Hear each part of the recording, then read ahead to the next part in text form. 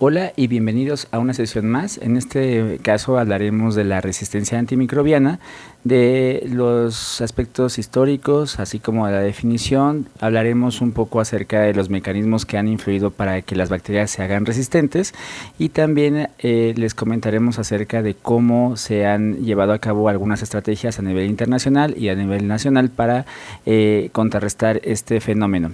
A continuación los dejo con la doctora Michelle Bonfil. Bueno, empezamos con la definición de la Organización Mundial de la Salud. Nos refiere que la resistencia pues es aquella que se produce cuando los microorganismos sufren cambios al verse expuestos a los antimicrobianos. Esto va a provocar que los medicamentos pues sean ineficaces y la infección patológica pues permanezca. Esta resistencia a los antimicrobianos es un problema de salud pública. Más adelante abordaremos específicamente por qué se habla de esto. Y ahora continuaremos con algunos antecedentes de los antibióticos para ir entendiendo pues, su importancia. Empezamos que desde la historia antigua, aproximadamente en el año 1640, ya pues había un antecedente del tratamiento de algunas infecciones, sobre todo en piel, y esto mediante herbolaria o botánica. Este personaje, Parkinson, hizo un tratamiento de la herbolaria en un compilado. Después, posteriormente, tenemos un amanecer de la era moderna de los antibióticos. En 1899, Emmerich y Lowe usaron la piocinasa y después, en 1909, Ehrlich usó el Salvarsan para el tratamiento de la sífilis en ese entonces. Posteriormente, en 1940, pues, empieza la época dorada de los antibióticos. Esto pues con el aparecimiento de la penicilina por Alexander Fleming, pero a su vez el uso indiscriminado de los antimicrobianos y la presión selectiva impuesta por su amplio uso y abuso fue desencadenando la era dorada pues con la aparición de cepas multiresistentes. Y tenemos que a partir de 2013 se denomina que estamos en una era post-antibiótica, en donde ya existen bacterias multiresistentes, bacterias con resistencia extendida y bacterias panresistentes. Ahora pues tenemos de manera general algunos mecanismos de resistencia que se dan sobre las bacterias. Tenemos a nivel genético pues la evolución vertical, esto más que nada pues que se transmite como de generación en generación, y tenemos la evolución horizontal. Aquí tenemos tres mecanismos. El primer mecanismo de transformación, esto nos habla de que hay una lisis de una bacteria que está por ahí circundando, su material genético queda libre y otra bacteria incorpora este material genético. Tenemos la transducción, en donde la información genética se transfiere por medio de bacteriófagos, y tenemos el otro mecanismo que es la conjugación. Este material genético pues, se va a intercambiar directamente por contacto entre bacterias.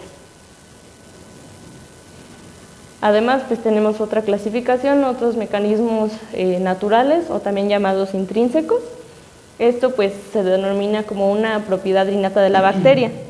Esto ocurre en ausencia de mecanismos de presión de selección antimicrobiana y además va a ser inherente a cualquier especie de bacterias en particular. Y tenemos el otro mecanismo, el mecanismo adquirido o también llamado extrínseco. Esto pues va a ocurrir mediante el cambio en la composición genética y pues básicamente por tres mecanismos. Tenemos pues el primero de ellos, la expulsión del antibiótico. ¿Cómo va a ocurrir? Pues van a ocurrir cambios en la pared y esto va a hacer que el antibiótico salga de la bacteria. Por lo tanto, va a disminuir su concentración intracelular. Tenemos la neutralización, esto es mediante enzimas que van a inactivar el antibiótico. Conocemos muy bien pues, las beta-lactamasas, las beta-lactamasas de espectro extendido. Y además tenemos el otro mecanismo, la alteración del sitio de unión. Como ya les dije, va a haber cambios, sobre todo en la capa, y van a haber en el sitio de unión también cambios que van a permitir provocan que ya no se una el fármaco a la bacteria. Tenemos aquí pues la figura de los tres mecanismos como tal, aquí pues en grande. Tenemos aquí la inactivación o modificación por las enzimas, por ejemplo, beta-lactamasas. Tenemos la alteración en el sitio de unión del antibiótico y pues los cambios que disminuyen la permeabilidad, y esto va a provocar que el antibiótico salga. Ahora, para tener como una terminología internacional conjunta o normalizada por varios países, el Centro Europeo de la Prevención de Enfermedades y además el Centro para Control y Prevención de Enfermedades, las ECDC y la CDC, pues definen estos tres conceptos: multiresistencia, resistencia extendida y panresistencia, los que mencioné al principio. Tenemos que la multiresistencia pues se define como la ausencia de sensibilidad hacia al menos un antibiótico de 3 o más familias de antibióticos.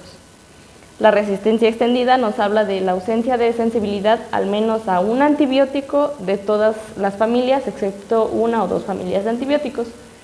Y la panresistencia, como la palabra nos dice, pan pues nos genera una ausencia de sensibilidad a todos los antibióticos de todas las familias que habitualmente se usan en el tratamiento de la bacteria considerada. Ahora, ¿por qué mencionábamos que es un problema de salud pública? Pues empezamos con un poquito de panorama mundial. Se tiene que, pues desde 1928, casi a la llegada de que empiezan los antibióticos, pues también a su vez inicia la resistencia bacteriana. Tenemos que a inicios de los años 40, con un reporte de una cepa de Staphylococcus, se reportó que ya era resistente a la penicilina. En 1962 se reportó el primer caso de Staphylococcus aureus resistente a meticilina en la Unión Europea, y posteriormente este mismo problema pasó en Estados Unidos, pero para el año 1968. Luego en 1964 pues fueron registradas por primera vez en las bacterias E. coli las beta-lactamasas de espectro extendido, que son fenotípicamente resistentes tanto a penicilinas como cefalosporinas. Ya en 1999 pues se descubre la multiresistencia en bacterias gram negativas. Bueno, aquí tenemos, es un problema de salud pública actual, y la Organización Mundial de la Salud lo denomina una pandemia silenciosa. Se tienen datos en promedio que cada 4 horas los laboratorios del CDC detectan al menos un germen resistente.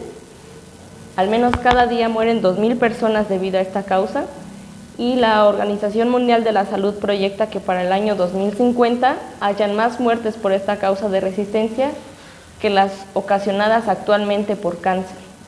Además, se proyecta también que 10 millones de muertes van a ocurrir si no se revierte esta tendencia actual. De igual manera, tenemos que habrá un impacto negativo, pues esto genera elevados costos anuales, y se prevé que podría costar unos 100 billones de dólares anualmente para este problema. Y el lema de la OMS es que ninguna acción hoy, ninguna cura mañana.